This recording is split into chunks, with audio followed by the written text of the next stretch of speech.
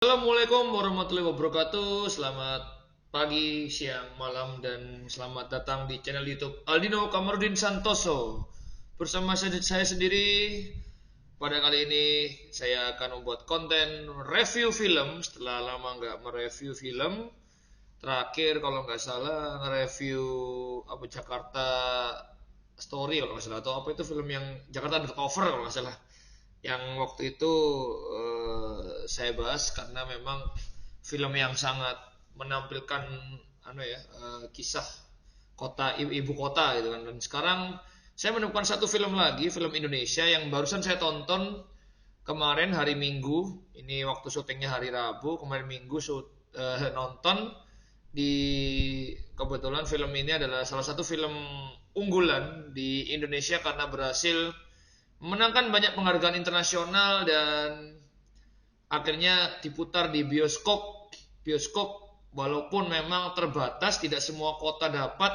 Alhamdulillah di Balikpapan dapat layar, yaitu adalah film autobiografi by Mas Makbul Mubarak. Oke, Alhamdulillah, terima kasih Mas Makbul.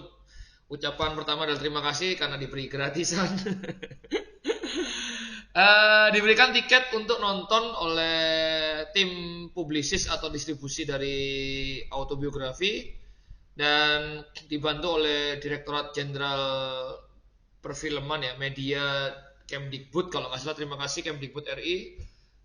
Saya juga di bawah naungan Kemdikbud karena guru gitu kan. Dan sekarang diberikan akses untuk nonton film karya anak bangsa yang mendunia. Dan isi filmnya juga wow, setelah nonton sensasinya memang luar biasa ya. Saya akan mereview autobiografi itu kan ya. Karena ini review menurut saya berarti artinya bisa jadi ini mungkin mengandung spoiler dan mungkin tidak sesuai dengan ekspektasi atau gambaran kalian masing-masing. It's okay, terserah apapun pandangan kalian setelah menonton video ini. Ini review murni dari saya dan berdasarkan pengalaman menonton saya ya, sehingga tidak selalu sama dengan yang lain, dengan teman-teman yang lain. Baik, pengalaman pertama nonton film ini adalah tegang hampir di sepanjang film, semacam mengikuti suatu film thriller psikologis yang mencekam. Ada yang bilang ini adalah horor, tapi horor yang gak berantu gitu kan. Sama sih, saya juga merasa seperti itu, tapi lebih ke kayak deg-degan, khawatir gitu. Misalkan sensasinya itu kayak nonton film yang escape film yang melarikan diri kabur dari penjara lah, itu semacam itulah. Ini juga sama. Sensasi nonton film ini kayak nonton deg-degan, ini habis ini ada apa lagi, ada teror yang mencekam apa lagi ya. Dan seperti banyak diberitakan oleh situs-situs reviewer atau video review, bener-bener mencekam dan apa ya, kayak habis ini dan yang mencekam itu atau terornya itu tuh tidak secara bentuk yang kelihatan nyata. Misalkan kalau nonton film monster itu kan terornya oleh Godzilla, Anaconda, itu kan kelihatan nyangsel ya, monsternya besar, gigi taringnya tajam, terus punya penusuk lah. Tapi ini enggak. Jadi sosok yang membuat tegang, teror itu adalah sosok yang kalem, semacam keinget nonton The Godfather gitu kan, seorang mafia yang tidak pernah ngomong mafia gitu di sepanjang filmnya. Ini sama nonton autobiografi itu kayak ini sosok yang punya pengaruh besar, punya kekuasaan, tapi nggak kelihatan kayak apa raja yang memerintahkan anak buah dengan dengan punya anak buah yang tapi kalem, tenang, dan tiba-tiba ada aja gitu kan ada aja jalur untuk dia mendistribusikan kekuasaannya untuk mengontrol lah, semacam itu. Jadi di film itu kayak gitu. Mungkin kalau suasana itu ya, mungkin kalau baca sinopsisnya ini adalah ada namanya Pak Purnawirawan angkatan gitu kan, angkatan bersenjata semacam tentara, yang kembali ke desanya untuk mencalonkan diri sebagai bupati di suatu kabupaten, yang mana masa-masa kampanye itu dipenuhi oleh berbagai kejadian yang menurut saya ini khas Indonesia banget, khas daerah banget. Jadi kenapa kok kasih Indonesia banget? Karena ini relate ya. Jadi seorang dari suatu instansi militer yang kemudian menjajaki suatu pemilihan kekuasaan di daerah. Ini kan kelihatan ya, kalau di negara kita kan ada tuh ketua PSSI tahun berapa itu kan dari militer. Barusan juga sama ya, polisi kalau nggak salah Iwan Bule ya itu. Terus militer ingin menjadi gubernur atau bupati, itu kan sudah pernah di Indonesia lah. Ini juga sama ada gitu kan. Jadi di film itu seperti itu. Dan Pak Purna ini kembali ke rumah di suatu desa, suatu wilayah yang di situ sudah ada semacam turun temurun mulai kakek, bapak, anak itu yang statusnya adalah majikan dan tuan gitu kan. Nah, ini turun temurun dan sekarang sisa si siapa kemarin namanya? Aduh. Ya itulah, sisa satu orang anak bungsu yang sekarang menjaga rumah itu dan ketemu sama Pak Purna ini gitu. Nah, itu ya akhirnya lama kelamaan terkuaklah rahasia-rahasia atau bagaimana kehidupan keseharian bersama sang purnawirawan ini dengan ambisinya untuk menjadi sosok yang berkuasa di wilayah tersebut, namun dengan cara-cara yang khas Indonesia banget, khas di suatu wilayah banget gitu kan, bagaimana memperoleh kekuasaan dengan memenangkan hati masyarakat dengan berbagai macam cara, mulai dari pasang spanduk, mulai dari pidato peresmian sesuatu atau pidato sambutan-sambutan, menghadiri acara-acara, dan bagaimana kekuasaan ini yang luar biasa. Menurut saya selama satu film itu kurang lebih 2 jam itu saya baru merasakan Bapak Purna ini kelihatan marah yang berkata gitu ya. Maksudnya marah yang mengeluarkan dengan kata-kata itu satu kali aja. Karena jadi si Rakib ini sebagai pembantu yang Bapak Purna ini benar-benar pernah dimarahi, hanya dimarahi yang kelihatan marah ya. Maksudnya itu baru sekali aja dari waktu kejadian di mobil itu. Jadi karena itu keluarkan ya, itu aja. Jadi selama film itu kayak gak pernah kayak kelihatan si Pak Purna ini yang soal kayak seperti diktator yang ngomel itu jarang banget gitu. Tapi dia cuma tenang, cool, terus tiba-tiba ada aja anak buahnya yang disuruh untuk sesuatu gitu kan. Ada aja kaki tangannya yang ya semacam itulah.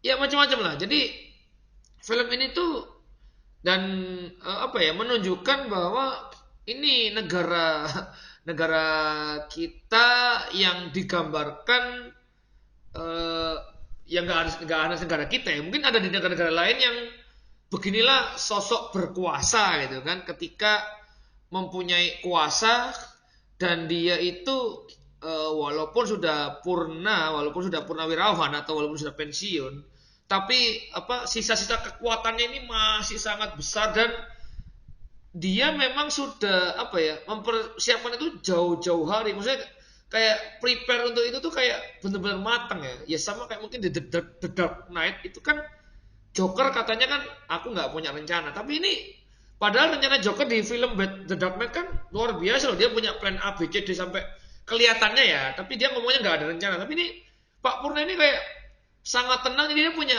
backup yang luar biasa gitu. Nah semacam itu yang mana bertemu dengan sosok polos yang Rakib ini seorang pemuda usia 20 tahunan mungkin ya, yang dia masih punya idealisme gitu kan, walaupun dia harus melihat bahwa di depan matanya dia punya sosok yang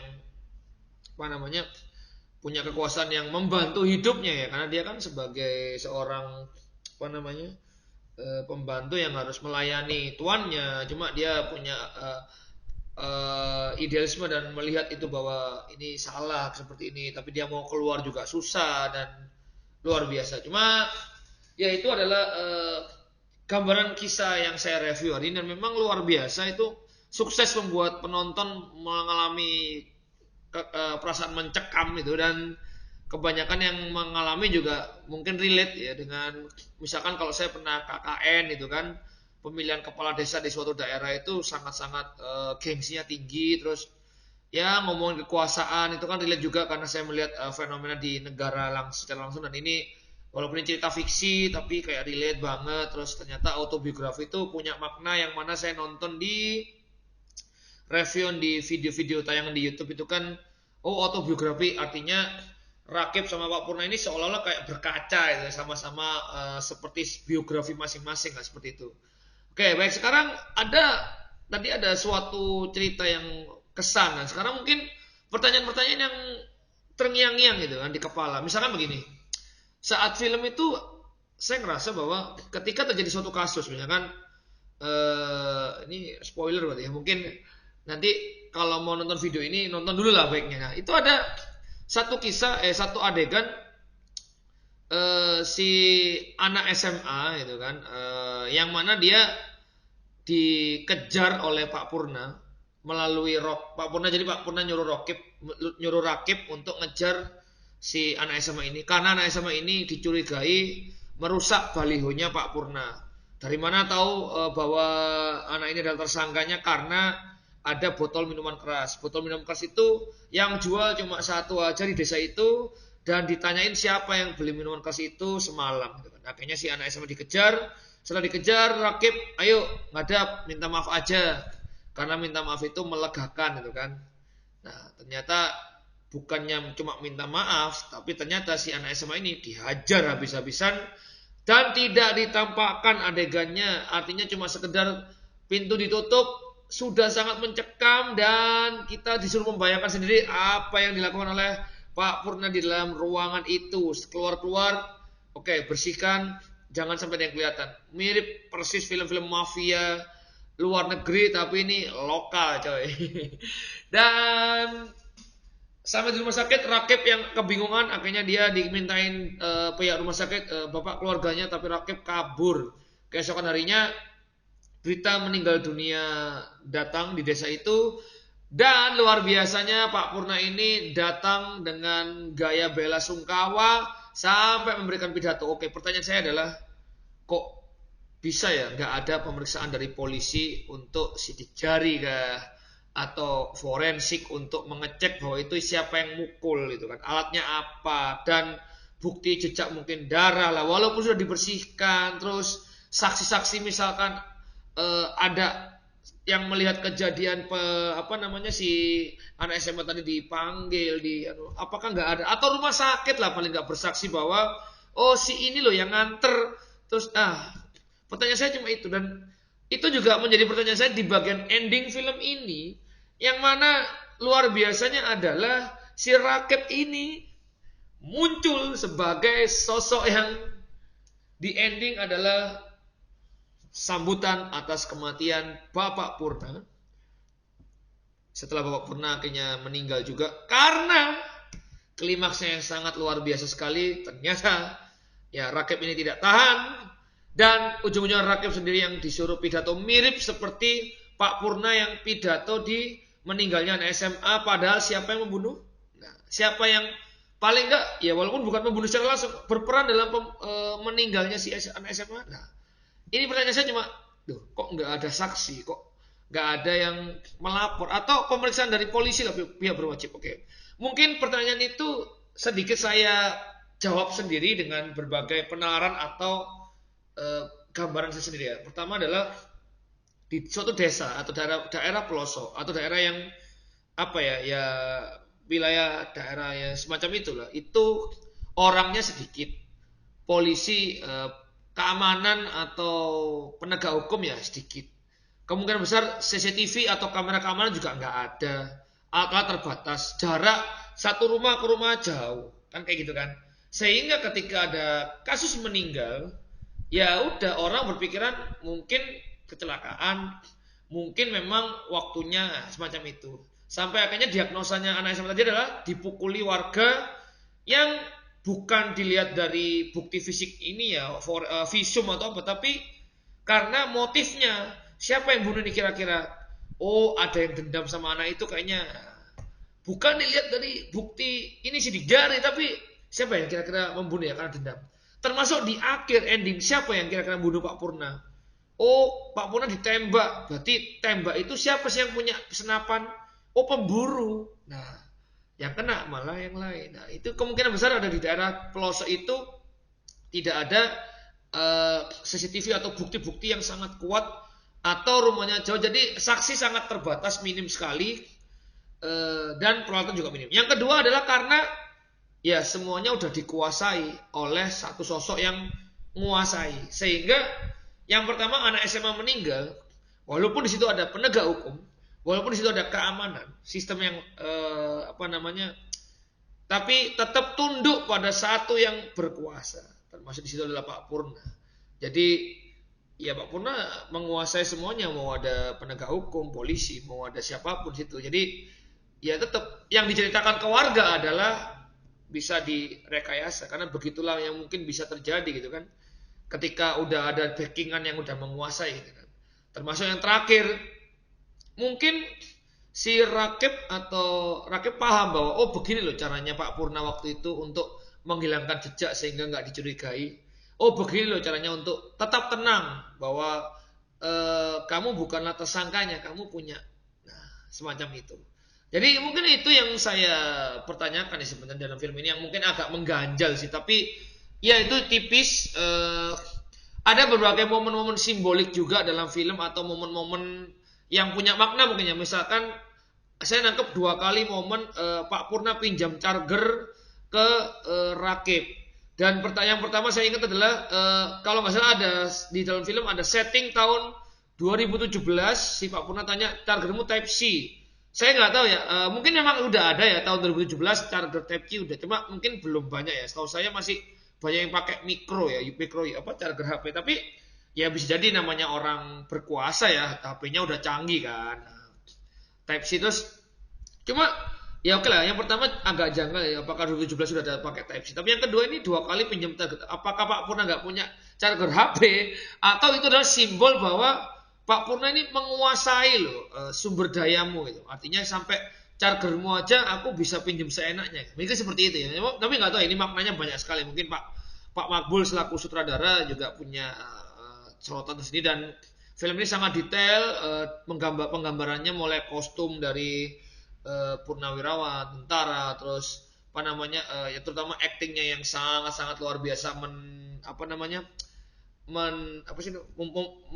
punya pengaruh lah istilahnya seperti itu. Si tenang, kalem, terus kopi dan teh itu ternyata punya filosofi bahwa yaitu kekuasaan, bahwa kamu nggak tahu kalau aku nggak suka kopi, sukanya teh. Wah, luar biasa. Terus seorang Pak Purna juga diceritakan sebagai family man gitu, artinya ya semacam film Godfather yang sayang keluarganya banget gitu kan. Sama Pak Purna juga disampaikan seperti itu, dan simbolik sangat luar biasa sekali. Artinya film ini memang dibuat dengan matang, kurang lebih kalau misalnya persiapannya 5 tahun. Dan saya tahu Pak Makbul Mubarak ini awalnya banyak menjadi kritikus atau orang kajian film, dan sekarang membuat filmnya sendiri, film panjang pertama sendiri, dan sukses ya, secara umum sukses secara penghargaan, secara apresiasi internasional.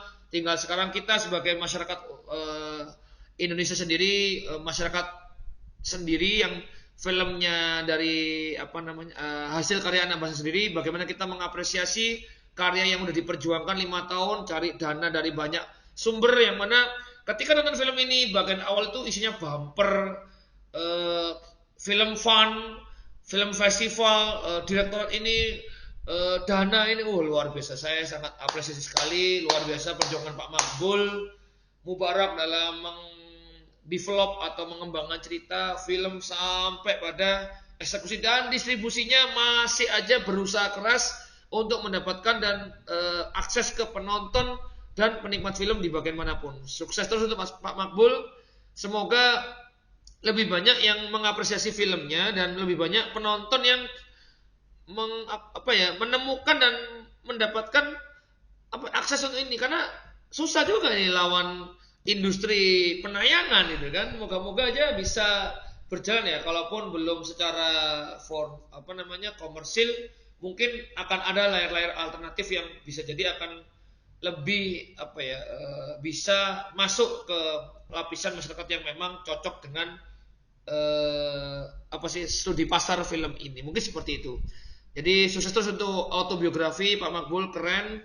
Walaupun masih ada beberapa yang saya pertanyakan dan apa ya ya menjadi bahan kajian aja sih mungkin supaya antar sesama penikmat film kajian film itu adalah bahasanya dalam film autobiografi ini. Itu saja mungkin salam sinema untuk teman-teman sineas, teman-teman pegiat film, ekosistem film dimanapun berada. Sampai jumpa di konten-konten review film berikutnya. Kalau ada masukan lain silakan tinggalkan di kolom komentar, like, subscribe, dan siapa tahu kita dapat berdiskusi bersama, kita menemukan selera film yang sama, atau mungkin kita bisa podcast ngomongin film. Sampai jumpa di kesempatan lain. Dadah. Wassalamualaikum warahmatullahi wabarakatuh. Salam sinema. Dadah.